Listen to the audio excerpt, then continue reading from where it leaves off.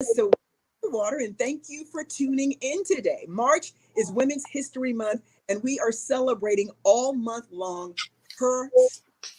So today I have her story of the very first Black female police chief of Durham. It's my sister, Durham Police Chief C.J. Davis. How you doing, Chief Davis? I'm fantastic. It's so good to be with you. Good to talk to you, Melissa.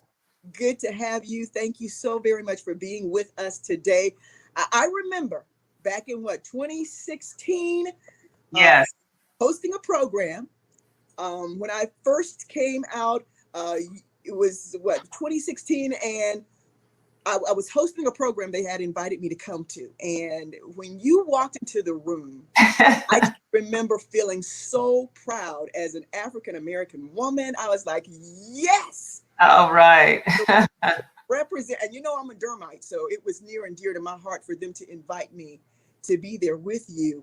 But it was a wonderful program. You came out, you gave words, and then you went around and you greeted everyone personally and said thank you. And it really meant so much to me to be there for your start. And here we are, years Here we later, are. and you're still doing your thing. Yeah. Well, that day in 2016, that's very much of who I am, Melissa. I'm a hands-on kind of warm and fuzzy kind of person. I tell people all the time, the uniform is what I do. It's not who I am. Amen. And so it's important for me to allow my personality and the true essence of who I am to sort of permeate through this uniform. Absolutely. And that's what wins us all over. And I truly appreciate it. So today we are here, Chief Davis, to hear your story. We call it her story. So let's find out and hear a little bit about you. Law enforcement is a Yes. tough job, period. Okay. Just Yes. not depend it doesn't even depend on what gender you are. So you being the chief, the top woman of it all, how did you decide, what made you decide this occupation and this journey for your life? Well, I was raised in a military family, and a lot of people don't know it, but I was actually born in Fort Bragg, North Carolina, in Wow. Fayetteville. So Wow. never knew or even imagined that my career would bring me back to the state of North Carolina in this capacity. It's amazing. We just don't know what's in divine order. Absolutely. But my father was a career military man. We did a lot of traveling with him. I was number 4 of 6 children. And we had a very large family, but we were a very close-knit family. And when my father retired, he took our family back to Atlanta, where he and my mother are from, and that's where all of my relatives and grandparents resided as well. And I was always interested in criminal justice. I was always interested in law enforcement. And I tell this story quite frequently that when I was a young person, I was always reading anything dealing with investigations or, cops and robbers, Miami Vice, Hill Street Blues, and I'm dating myself, No, Christy Love. you're with me. I'm with you. So those were some of my favorite shows, but I had no idea that influence and just having that level of interest would guide me into a criminal justice career. And I think my mother was very much against that path, but she warmed up to it after she saw how passionate I was about even pursuing a degree in criminal justice. So that's how it all started in the city of Atlanta as a police recruit. And at that time, they were working really hard to hire more women. Hmm. Nationally, they were really trying to hire more women, and federal mandates came out, federal grants for agencies to support that initiative to bring more women and more diversity on police departments around the country. So I was part of that, that influx of women coming into this industry. But in my recruit class, 35 people, there were 11 women in my class, which was an anomaly. And but out of those 11 women that were in my class, there were only 2 of us that actually graduated. Wow. And then the other female that graduated in my class, she left the department shortly after graduating.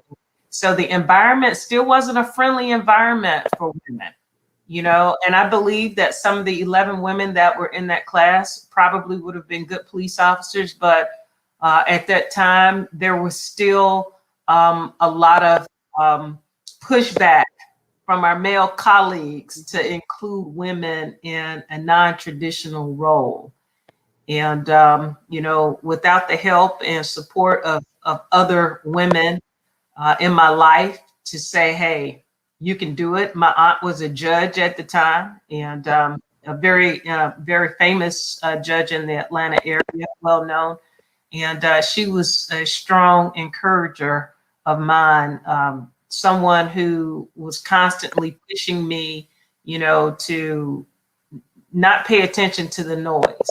Mm-hmm. So I began to really enjoy my work, and I began to seek higher positions and expand my exposure in law enforcement by not just going to various types of trainings, but to also find opportunities on my own to develop myself, which was really important as well. I am loving your story. So that support group, because I was going to say, what was it inside you after all these women just kind of shuffled off and were gone and you were left standing? What was it in you that said, hey, look, you can't stop. Somehow you have a higher calling to represent something that's bigger than you. Absolutely. Well, and I think it had a lot to do with what my mother and father instilled in us as children. And, I can hear my mother today saying, you can be anybody you want to be. You can do anything you want to do. And she would say that so regularly. And we had no idea that when we grew up, we were going to actually be crazy enough to believe it,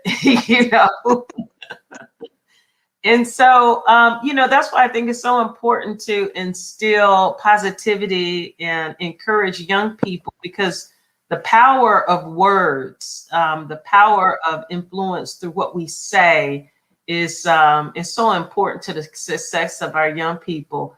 And that has stayed with me through the years. So, that level of encouragement just from my own personal family. And then I had a mentor also who was the first African-American female chief of police in the city of Atlanta, and that was Chief Beverly Harvard.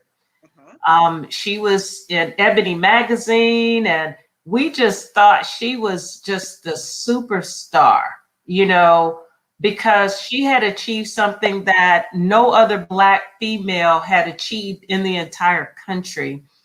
And, having that type of a role model, as she left and retired, I had opportunities to work closely with her. She took me under her wing and, sent me to represent her in various types of forums. And I used to wonder, I said, why is she selecting me to go to all these different things? Because there were other women that were higher ranked. But I had no idea that she saw something in me at that time, and she was nurturing me and helping me to develop, as a leader and a future leader in the department.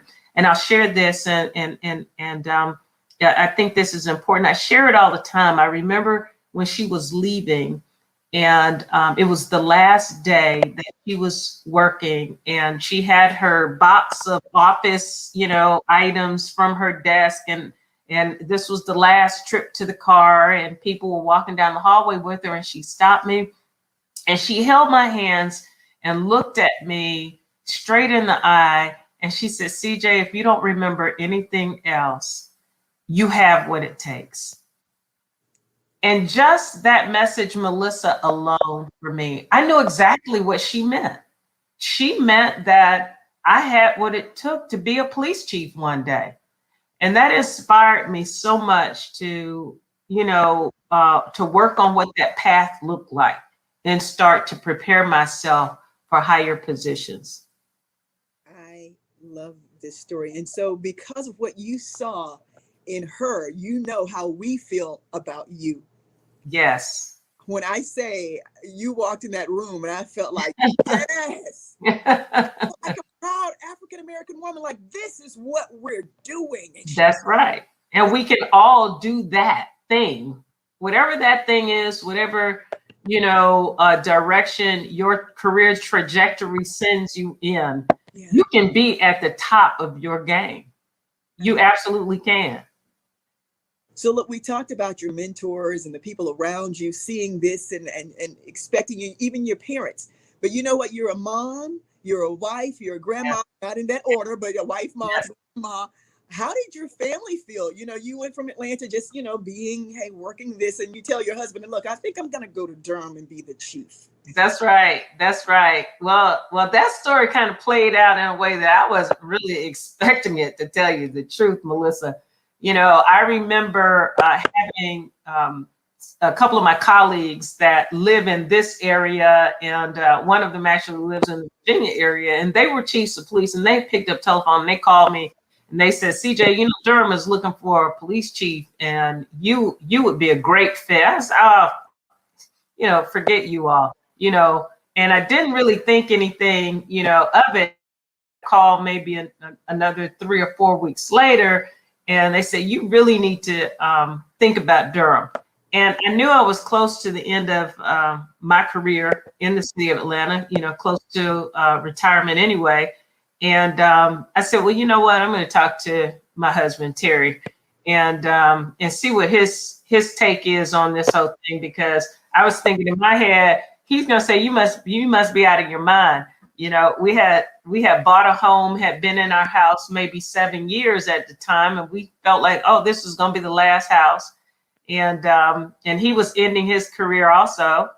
And so he said to me, he said, hey, you prepared your whole life for this. You prepared just your career trajectory has sent you in this direction. And he gave me his 100% support. And it was all over after that. It was move forward. Okay, we're going to do this. And together we, handled all of the various obstacles that, were in front of us through selection processes and things. I think there were about 40 people in the process who applied for this position. And I got the call that I was in the top 5. And I said to myself, oh my goodness, this could potentially happen. And, and God saw fit that it did. I followed it because, like I said, I'm from Durham. I followed it. I was like, oh, right. I'm liking this African American woman. Okay, this Black sister. Okay, I'm just going. Right. I followed it all the way through, and I was so proud that you actually got the job and that you're doing really well in it. So now you are here. You're the first Black female chief of Durham. How does it feel, and what are, to mention obstacles to get here? Now that you're in the position, what are some of the obstacles that you have had to overcome?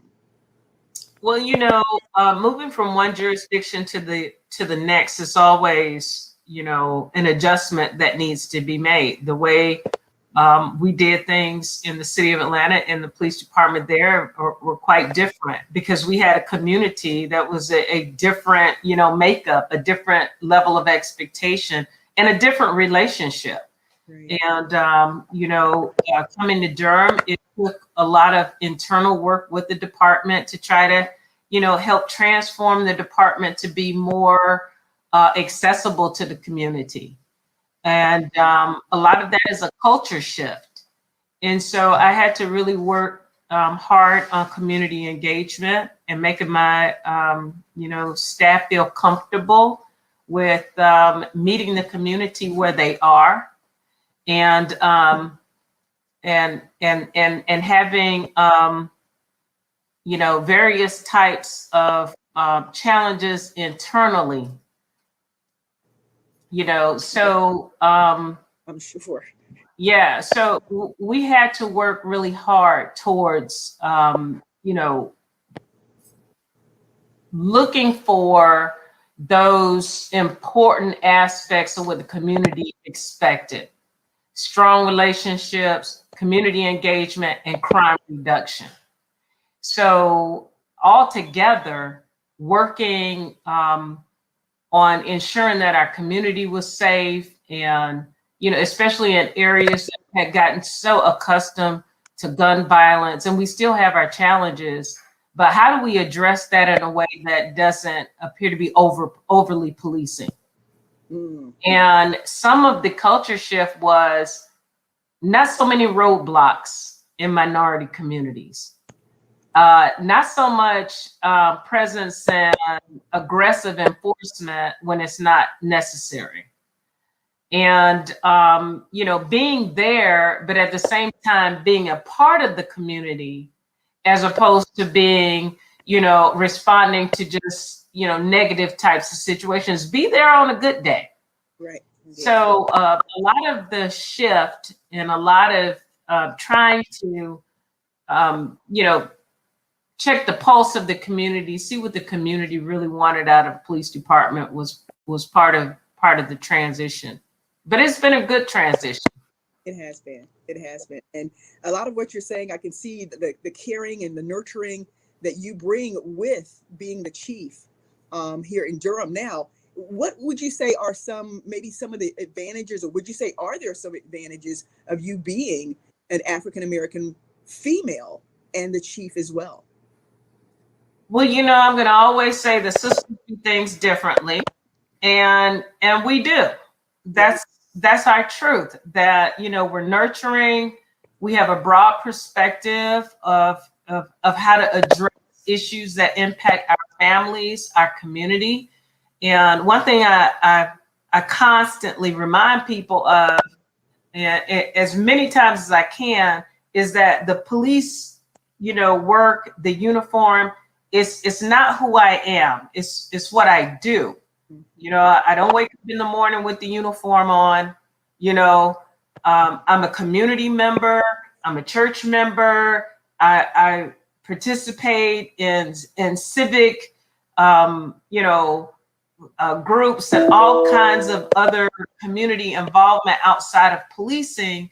And I think it's just, really important that people understand that law enforcement is just a job, and that we are concerned about our communities just like everybody else. And yes, that can be difficult to convey to the community because we see what's happening around the country.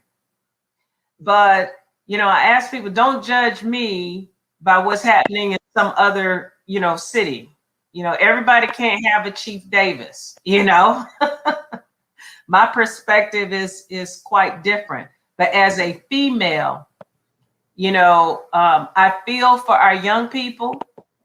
I am very sensitive to the plight of young Black men, that become victimized because of gun violence, that are incarcerated because of violent crimes and other types of activity. And when you think of what that does to our community from a Black female perspective, I see our communities being annihilated because we aren't investing enough money to prevent some of the crimes and some of the types of conditions that exist in our community. So, as a Black female, I don't look at the victim of a crime as being just one victim. I look at those individuals that were a part of that situation are also extracted from our community.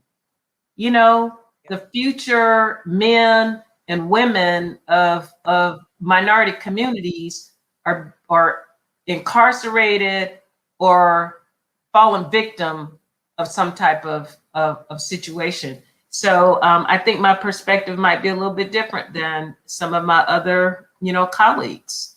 And I think that's why I have a very personal kind of approach to, how I use my authority and my position.